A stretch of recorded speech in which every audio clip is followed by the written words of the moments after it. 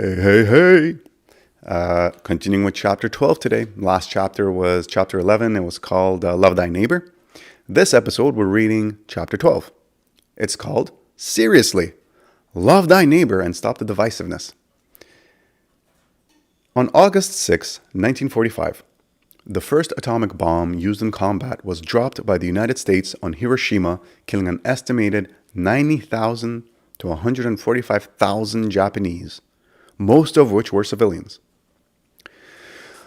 On August 9th, 1945, President Harry S. Truman ordered the dropping of the second atomic bomb on Nagasaki, killing another 40,000 to 80,000 Japanese instantly, who were also mostly civilians. President Harry S. Truman is the only world leader in history to order the use of such a devastating weapon in combat against an enemy. And sadly, most casualties were, again, civilians. The damage and residual radiation have caused devastation, mutations, sickness, and death. By any measure, the two atomic bombs were the worst, most destructive weapons ever used in human history. President Harry S. Truman, the man who ordered the dropping of the single most destructive bombs in human history on Japanese civilians, given the circumstances, he made the right decision.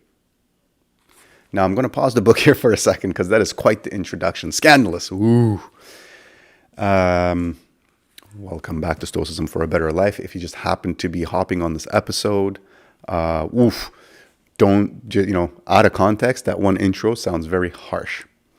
In context, we're talking about Your User's Manual, which is a book on finding tranquility and happiness, living an anxiety-free life in today's modern world, heavily inspired by Stoicism. And I'm hammering home the idea of loving one another. Last chapter was loving one another by realizing how unique of a gift this moment in space-time is. And if we happen to be in the space with other human beings, wow, really special gift. This one, well, I'll let you see where it's going. So let's get back to the book, shall we? Throughout the course of World War II, the Allies continuously bombed Nazi-occupied Europe, strategically targeting key facilities of the war machine. However, the Allies knew that at some point they would have to inevitably put soldiers, tanks, and artillery on the ground to defeat Adolf Hitler's Nazi Germany. On June 6, 1944, the Allied troops landed on the beaches of Normandy. D-Day was the beginning of the end for Adolf Hitler and his Nazis. The Allies, from the landing site on the west and Stalin's Red Army from the border with Russia on the east, slowly descended on Berlin.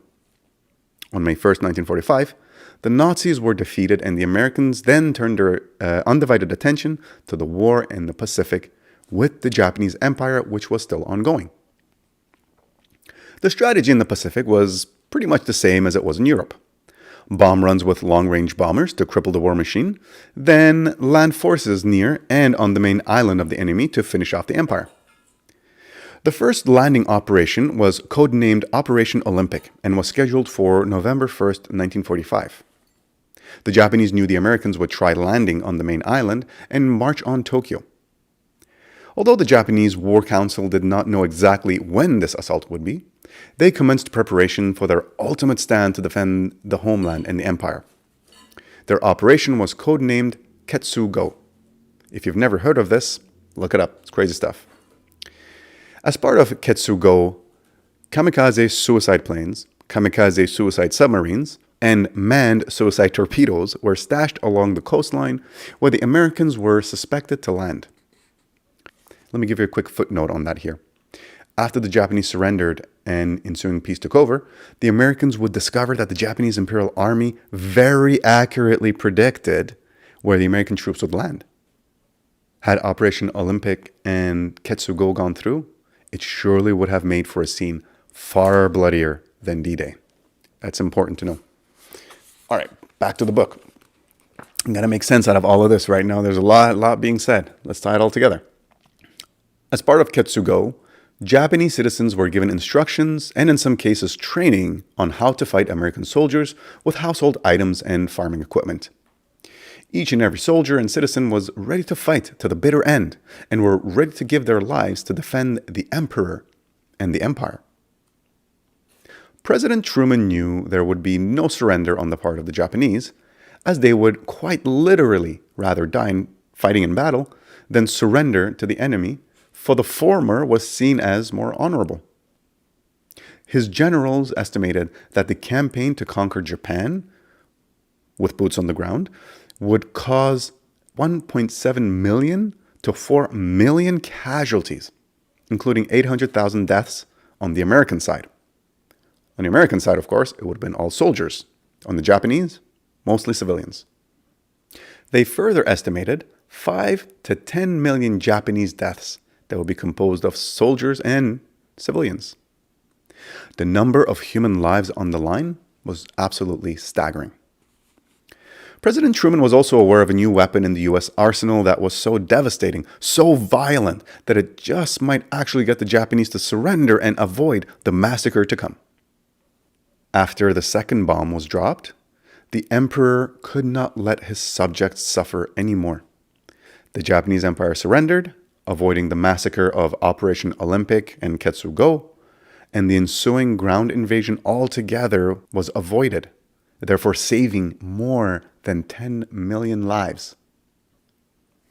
When President Truman ordered the deadliest and most violent bomb in human history to be dropped on unsuspecting civilians in Hiroshima and Nagasaki, he was kinda doing the right thing in trying to save millions of lives.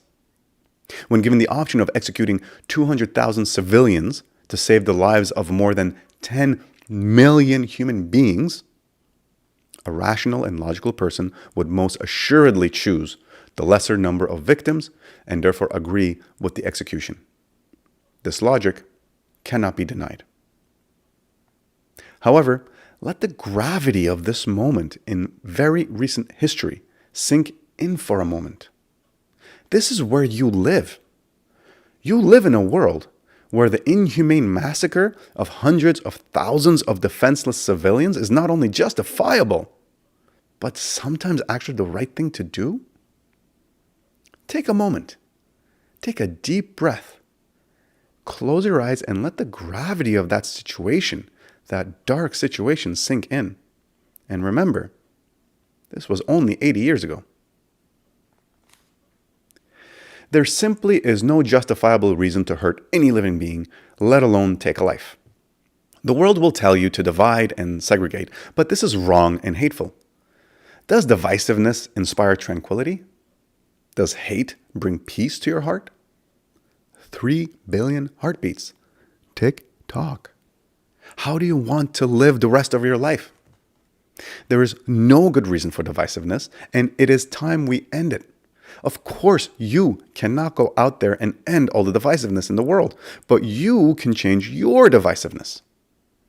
Separating people into groups based on nations, borders, religion, class, race, sex, etc., the list goes on and on and on. These are all forms of divisiveness. Any qualifier that creates a we versus the rest scenario is wrong and hateful. You must never use any difference to segregate and divide. Note that you are not ignoring the differences between race, culture, sex, etc. The differences are there and unique and beautiful to each group. However, you must see all 7.6 billion of us as a collective we. We human beings. We are cosmopolitans, citizens of the planet Earth. Love everyone as equally as you love yourself. Why should your needs or your life be any more important than any other sentient being? Look up. Look at the blue sky and clouds and remind yourself that it is an extremely thin sheet of air extending from you on the ground to the edge of space. The Earth is huge, right? Well, not really. Only 12,742 kilometers in diameter. If you drove straight through the planet to the other side at 100 kilometers an hour, it wouldn't take much more than 5 days to get there. At first thought, that may seem large. However, consider that all 7.6 billion of us live on this rock. There is nowhere else to go. In the vast universe that we have observed, all we have is this tiny rocky planet that is hurtling through space. Beyond that uncomfortably thin layer of atmosphere above your head, which is only 0.75% of the diameter of the already diminutive Earth, is sheer, utter, unavoidable darkness. The vacuum of space is cold, uninhabitable, dark, and unwelcoming. You have nowhere else to go. In the cosmic scale, planet Earth is tiny, and you are marooned to it. On December 7th, 1972, the crew of the Apollo 17 spacecraft took the iconic picture known as the Blue Marble above. You can't see it above, but let me see if I can hold it to the camera here. If not, check it out. I'll put it on my Patreon page. Yes, the Blue Marble. Look at it. Look at that thin atmosphere, visible as the thin layer floating around the globe. It's tiny. Now look up at the sky and truly absorb and embrace the fear, fragility, and small scale of this rocky planet we live on. Look carefully at the picture and notice the background and surroundings. It's black, dark, uninhabitable. This little rocky planet is all we have. It is the only thing all 7.6 billion of us have to live our brief lives on.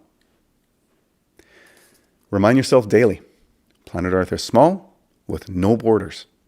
We are all, we are one. See the world objectively and see all 7.6 billion as one.